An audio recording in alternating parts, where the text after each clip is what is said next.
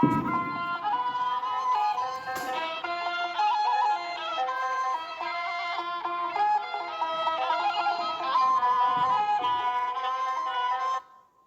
አብ ወወልድ ወመንፈስ ቅዱስ አሐዱ አምላክ አሜን። ሆድ አምላክ ይሆናልን? ሆድ አምላክ ይሆናልን? የሰው ልጅ ወደድኳቸው በሚላቸው ነገሮች ሕይወቱ ይወሰናል። ሰይጣንም በምንወዳቸው ነገሮች ቀዳዳ በኩል ገብቶ ነው በወንብድና የጸናችንን መዝገብ የሚበረብር። ለእግዚአብሔርም ያለንን ፍቅር የምንገልጠው በምንወዳቸው ነገሮች ነው። እርሱ አንድ ልጁን በመስጠት ፍቅሩን እንደገለጠልን እኛም የምንወዳቸውን ለእግዚአብሔር ብለን ይቅርብን ብለን በመተው በዚህ ፍቅራችንን እንገልጣለን። የምንወዳቸው ሁሉ በእግዚአብሔር ፍቅር ፋንታ ከገቡብን እነዚያ በእርግጥ የምንወዳቸው ነገር ግን በፍቅረ እግዚአብሔር የተካናቸው የወዳጅ ጠላት የሆኑበትን ጣዖታት ናቸው። ከነዚህም ሳይገባን ጣዖታት አድርገን ከምናመልካቸው መካከል አንዱ ሆድ ነው።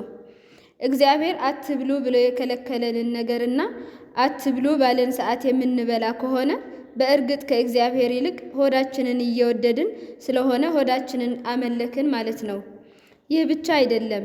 እግዚአብሔር እውነት ነው እቸገራለሁ ብሎ አስቦ መዋሸትም ጣዖት ማምለክ ነው። ለሆዱ ብሎ የሚዋሽ ሰው ከእግዚአብሔር ባህሪ ጋር ይቃረናልና። የእግዚአብሔር ባህሪው እውነት ነው።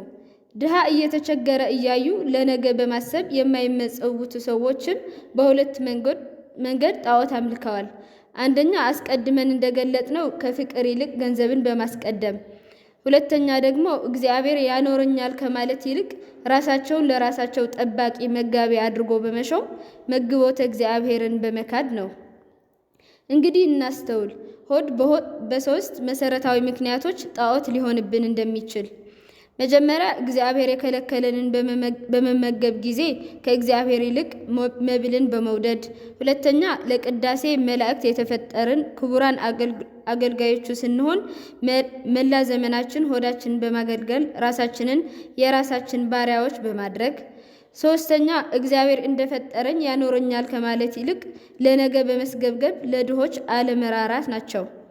ጾም ፍቅር እንጂ ቀመር አይደለም። የምንጾመው ከምንወደው መብል መጠጥ በመከልከል ለእግዚአብሔር ያለንን ፍቅር ለመግለጥ እንጂ 7 ጾም የጾምን ሰዎች ነን የሚል መስፈርት ለማሟላት አይደለም። የሰው ልጆች ሁሉ እናትና አባት የመጀመሪያዎቹ ሰዎች አንዲት የእንጨት ፍሬ የተከለከሉት ያችን በመተው ፍቅረ እግዚአብሔርን እንዲገልጡ እንጂ ለአንዲት እንጨት ፍሬ ነፍጓቸው አይደለም። እርሱማ እንኳን የበለስ ፍሬ ሊነፍገን ስጋውንና ደሙን በለጋስነት የሰጠ የባህሪ ቸር አይደለምን? ክርስትና የፍቅር ሃይማኖት ነው። እግዚአብሔር ፍቅር ነውና ስለ ፍቅር ትጾማለህ፣ ስለ ፍቅር ትጸልያለህ፣ ስለ ፍቅር ትሰደዳለህ፣ ስለ ፍቅር ትታሰራለህ፣ ስለ ፍቅር ትናቃለህ፣ ስለ ፍቅር ግፍን ሁሉ ተቀብለህ ትሞታለህ፣ በፍቅር ብርሃን ደምቀህ ትነሳለህ። ፍቅር ደግሞ ስለ ፍቅር በመማር የምታውቃት አይደለችም፣ ስለ ፍቅር በመኖር እንጂ። ፍቅር በልቦናህ ዛፍ ሆኖ የተተከለ እንደሆነ ስሩ እስከ ተረከዝህ ይወርዳል፣ ቅርንጫፎቹ ወደ ራስህ ያድጋሉ፣ አበባቸው በአንደበትህ ይፈነድቃሉ። የፍቅር ፍሬዎችም እነ ጾምና ጸሎት፣ ምጽዋት ከአንተ በመላእክት እጅ እየተለቀሙ በሰማይ ጎተራ ይከማቻሉ። የፍቅርን ፍሬ እየበላህም ለዘላለም ትኖራለህ። እግዚአብሔርን የምትወደው ከሆነ እንኳን 7ቱን አጽዋማት ሁሉንም ቀን ትጾማለህ። ፍቅረ እግዚአብሔር ያነሰህ ፍቅረ መብልዕ የበዛብህ ስትሆን ደግሞ ጾም ይቀነስልኝ ብለህ ክተት ሰራዊት ትወጣለህ፣ ነጋሪት ትጎስማለህ። እንዳትጾም የሚረዱህ የሚመስልህን ጥቅሶችን በመብራት እየፈለግ ትለኩሳለህ።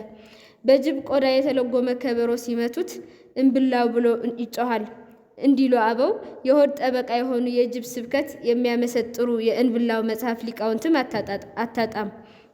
እናም ወዳጄ ሆይ እለ ከርሶሙ ያመልኩ ሆዳቸው አምላካቸው ነው እንዳለ ቅዱስ ጳውሎስ የምትወደው ሆድህ ጠላት ሆኖ በግራ እንዳያቆምህ በእግዚአብሔር ፍቅር ሰይፍነት የስስትን ገመድ ቆርጠህ ጥለህ ከምጽዋትና ከተገራ ሰውነት ጋር ጾም።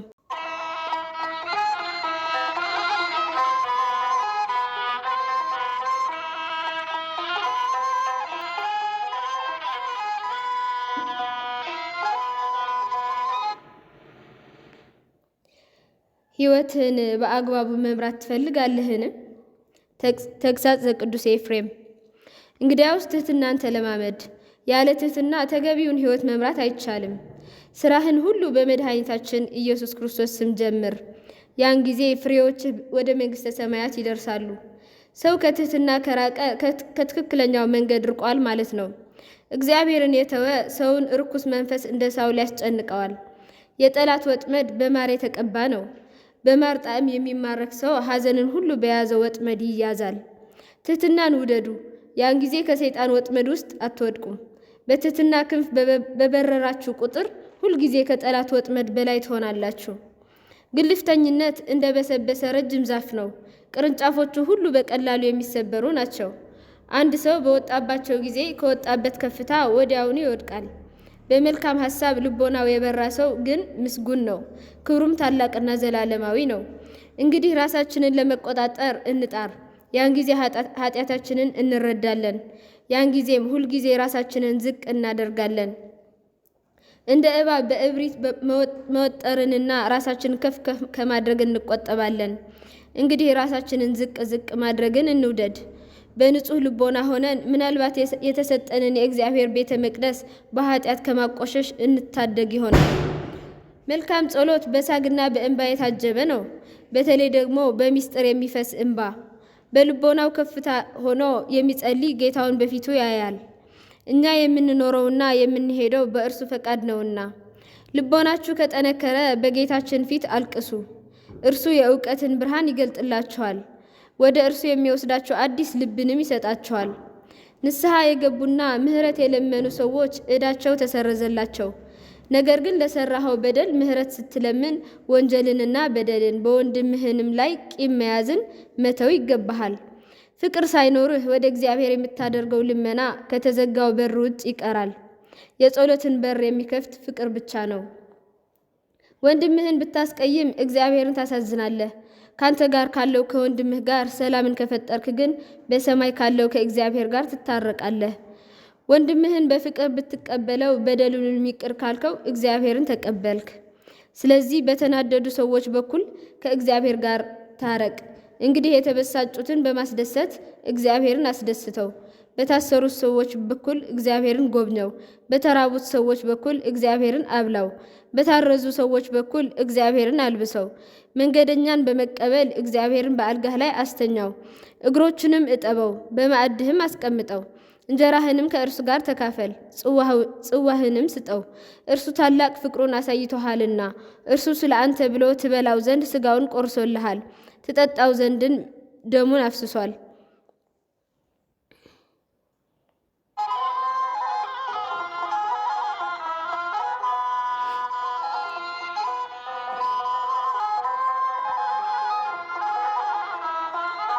ቅዱስ ዮሐንስ አፈወርቅ።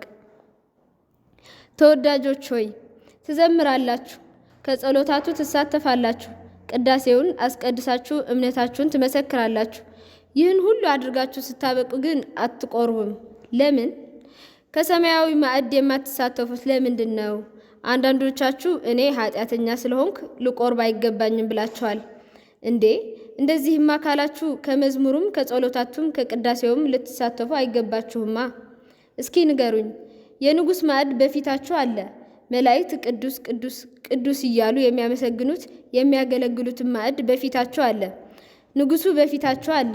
ታዲያ እናንተ እንዲሁ ቁልጭልጭ እያላችሁ ትቆማላችሁን? ልብሳችሁ አድፎ ተዳድፎም ሳለ ምንም እንዳልተፈጠረ ሆናችሁ ወደ ቤታችሁ ትመለሳላችሁን? ወደ መንግሥተ ሰማያት ወደ ሰማያዊው ንጉሥ ማዕድ ራሱ ጌታችንና መድኃኒታችን ኢየሱስ ክርስቶስ ጠርቶን ሳለ ተዘጋጅተን እንደ መቅረብ ወደ ኋላ እንላለን? እንደዚህ የምናደርግ ከሆነ ታዲያ ተስፋ ድህነታችን ምንድን ነው? መቅረብ ያልቻልኩት እኮ ብለን ደካማ መሆናችንን እንደ ሰበብ ማቅረብ አንችልም። ተፈጥሯችንን እንደ ምክንያት ማቅረብ አንችልም። እንዳንቀርብ የሚያደርገን ደካማ መሆናችን አይደለም። አዎን ከሰማያዊ ማዕድ እንዳንሳተፍ የሚያደርገን እንዲሁ ሳንዘጋጅ ልል ዘሊላን ሆነን መቅረባችን እንጂ ሌላ ምንም ምክንያት አይደለም።